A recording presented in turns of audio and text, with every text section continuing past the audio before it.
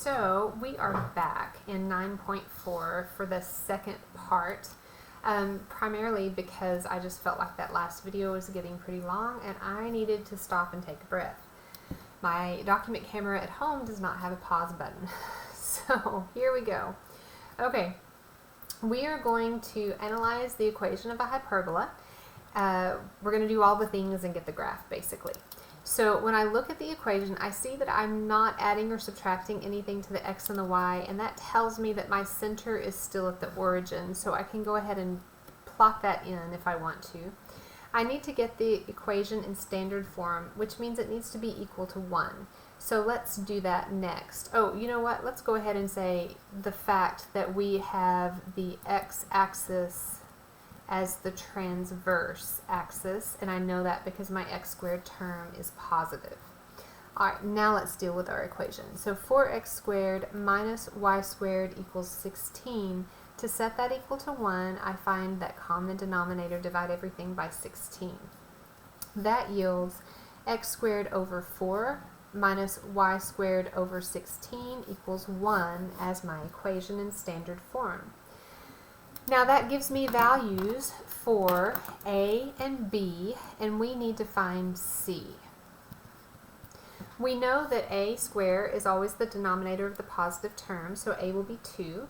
This is b square, so that's 4. And then I need to find c square by taking the sum of the squares and taking the square root of that. So c square will be the square root of 20, which simplifies to 2 square roots of 5, or about 4.1. We've worked with that value before.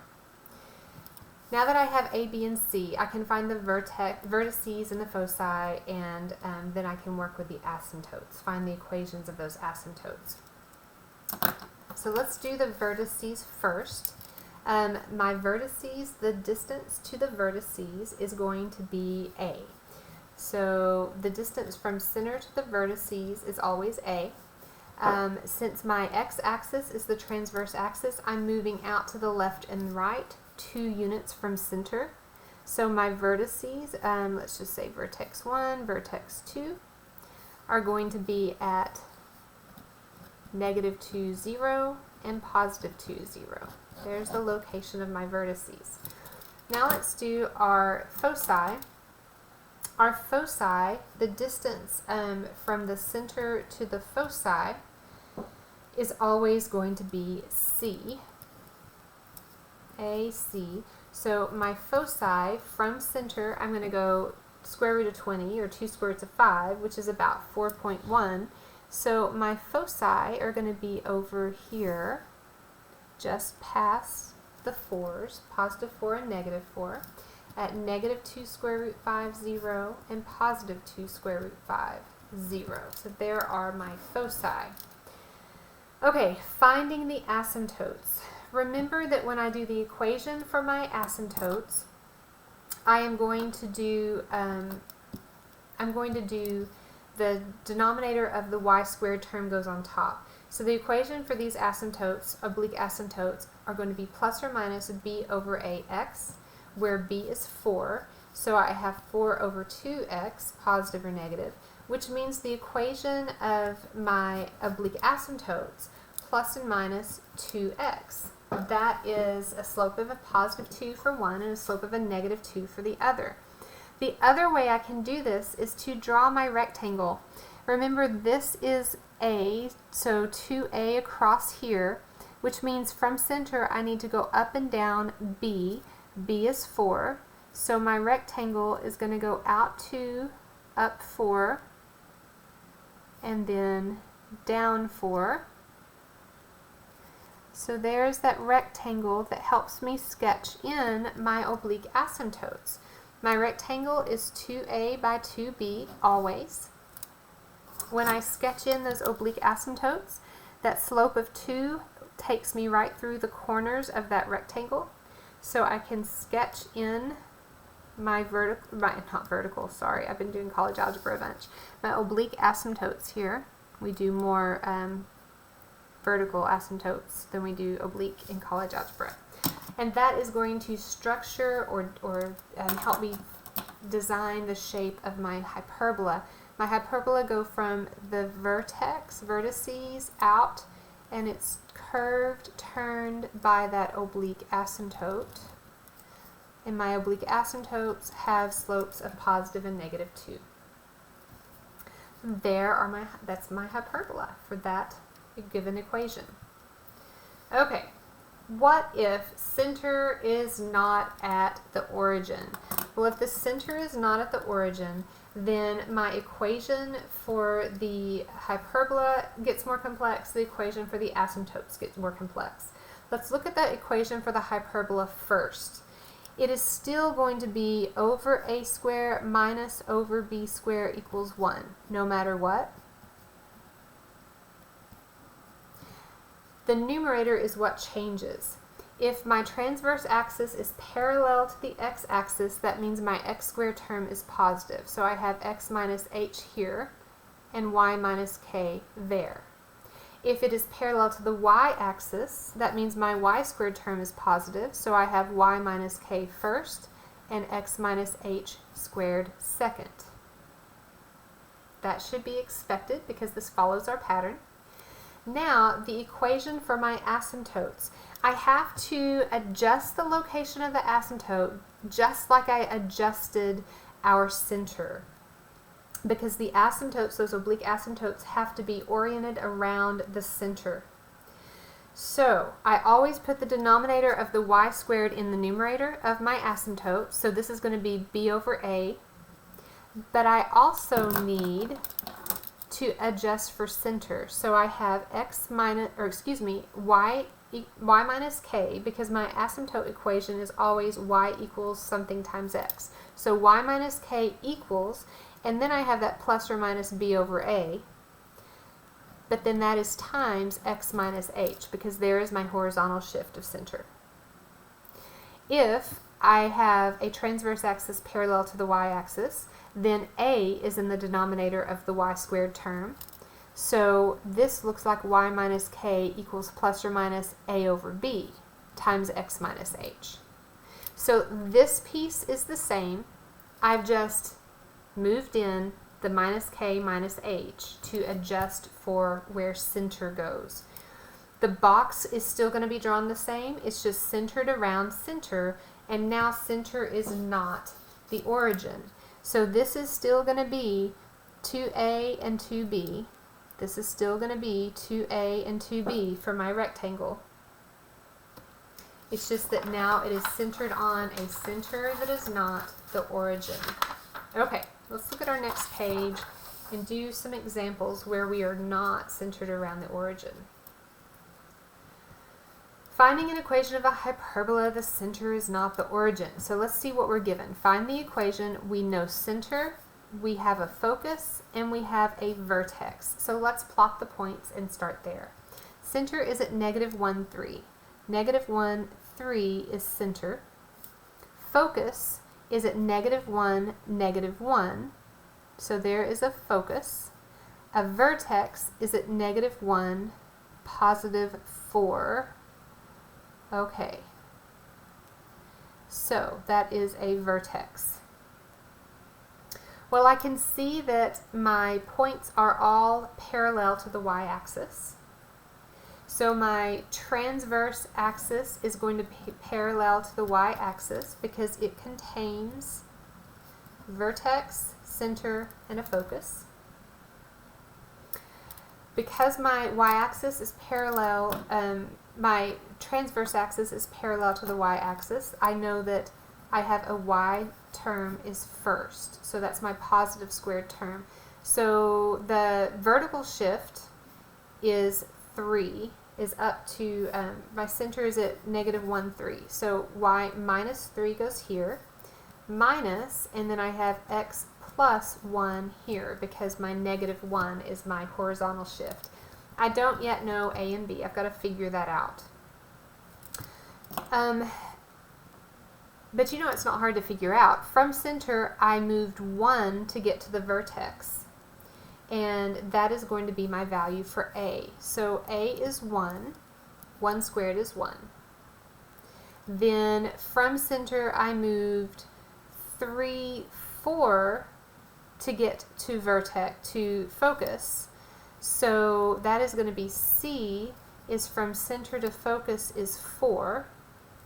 And to find B, I need to find the square root of, let's see, B square is C square minus A square. So B is the square root of C square, 16, minus A square. So B is the square root of 15, which means B square is 15. So C square we said is 4, A is 1. A is the distance always from the center to the vertex. C is always the distance from the center to the foci. Another way to write this would be to not put this over 1. I could rearrange that. Down here it asks me for the equation again.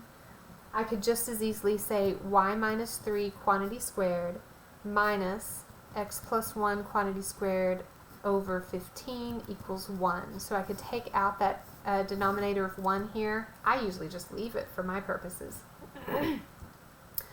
Okay, what else? We need to go ahead and sketch in the other vertex. The other vertex will be here, vertex, and the other focus, we went 4 from center, so that's 1, 2, 3, 4. My other focus is going to be up there, so that's focus. So this is vertex 1, focus 1, vertex 2, focus 2.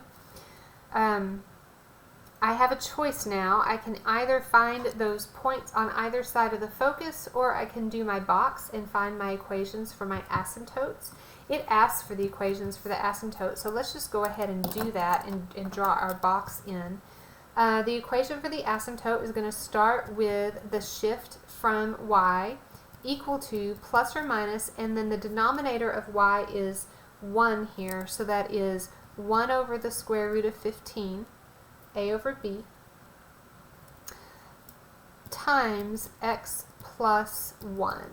So that's the equation of my asymptote. If I want to rationalize that, I would just change it to y minus 3 equals plus or minus square root 15 over 15 times x plus 1. So those are the equations for the asymptotes. That's still hard, right? So let's do it the easy way.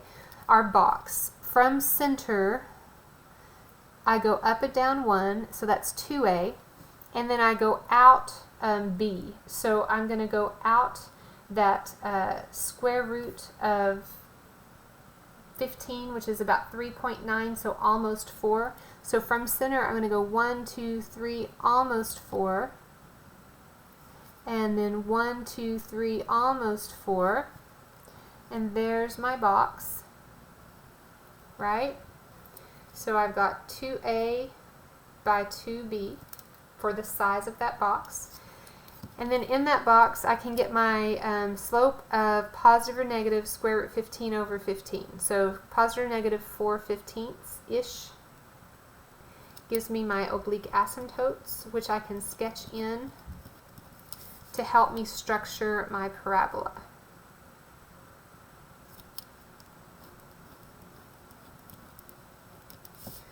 Alright, my parabola from that vertex, nice wide parabola using my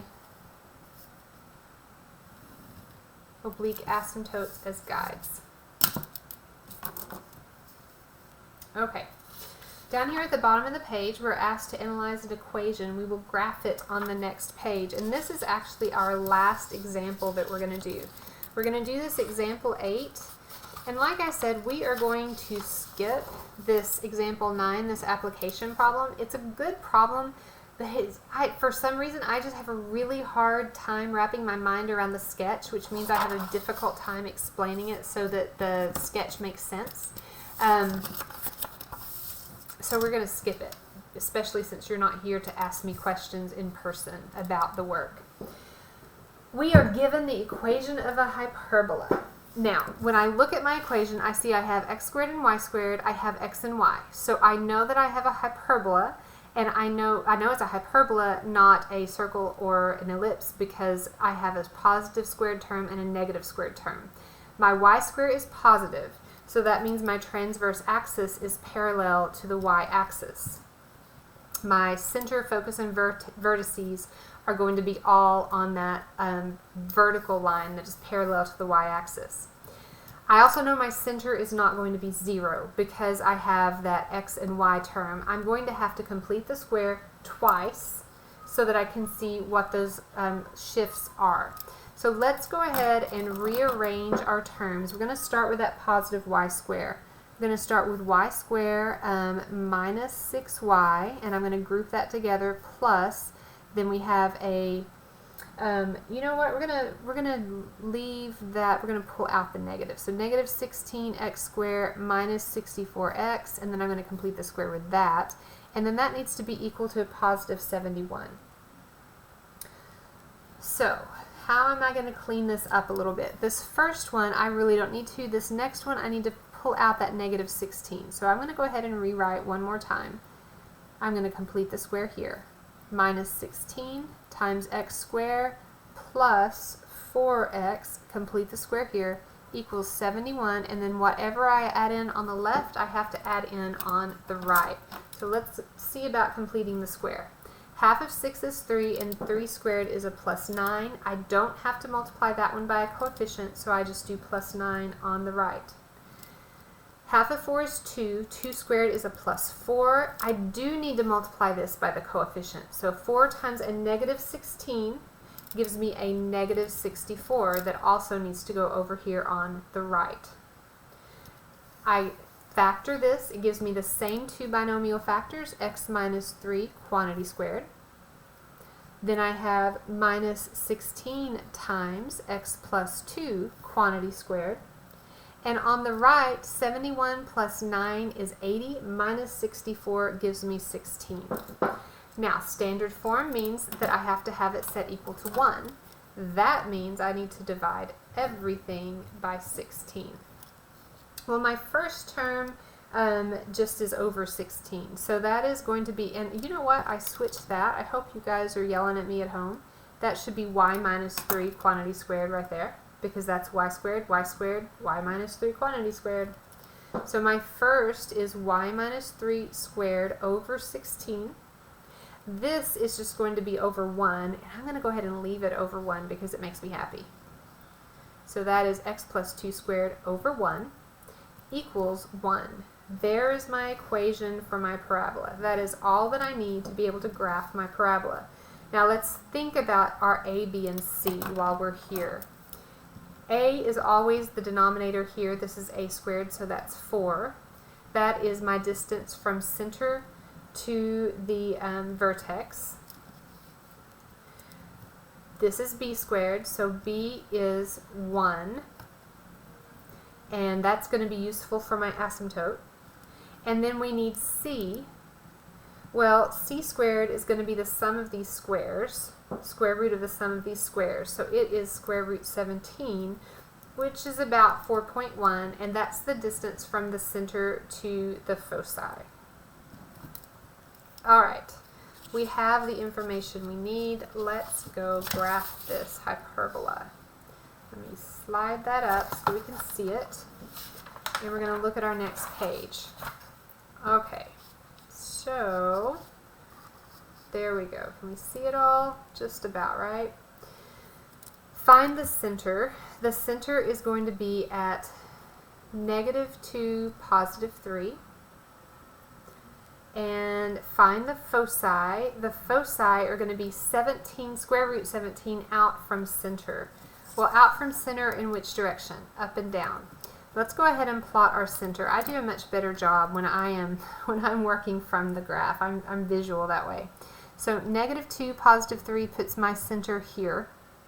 The foci are going to be square root 17, so just more than 4, up and down, because that y-axis is my transverse, parallel to my transverse, up and down from center. So if I go up almost 4 from center, I get, or just over 4 from center, I'm going to be up here just past 7, so that would be 7, so that's going to be, say, F1, and then down just over 4 from center, takes me down here 3, 4, so just about right there for F2. So my foci are going to be at -2, and then I have 3 minus square root 17 and -2, 3 plus square root 17 for the actual locations, the precise locations. Now vertices. Vertices are A units from center, and A is 4. So from center, I'm going to go up 4. And you know what? That vertex is really close, right? So that's V1. And I'm going to go down 4, and that is V2. Oh, I apologize, guys. I've got an alarm going off. Okay. So the vertex and the foci are really close to each other in this parabola. The location of these vertices is -2, -1, and -2, 7. Okay. Find asymptotes. Because I use the denominator of the y squared term always, it's going to be a over b for my asymptotes. So I have y minus k equals plus or minus a over b times x minus h to account for my shift in center. Well, this gives me y minus 3 equals plus or minus 4 over 1, which is just 4, times x plus 2 as the equation for my oblique asymptotes. Remember, though, that we can use our box. Our box is 2a and then 2b. Our a in this case is 4, so we went up 4, down 4, so that's the height of our box. And then b is 1, so from that we're going to go over 1 over 1. So we make our rectangle a 2 by 8 box in this case. Our box is 2a by 2b. And then I take my straight edge. Where's my straight edge? Then I take my straight edge and I say, alright, I've got a slope of +4 and a slope of -4 from my oblique asymptotes. I look and see what that looks like. It looks really steep, which means my hyperbola halves are going to be fairly skinny. And then I come in, and from my vertices, I sketch my hyperbola. From the vertices, not from the foci, I sketch my hyperbola. Alright, excellent, guys. There we go. Like I said, we're skipping example 9. It's a great problem, but it's really hard for me to wrap my mind around the setup.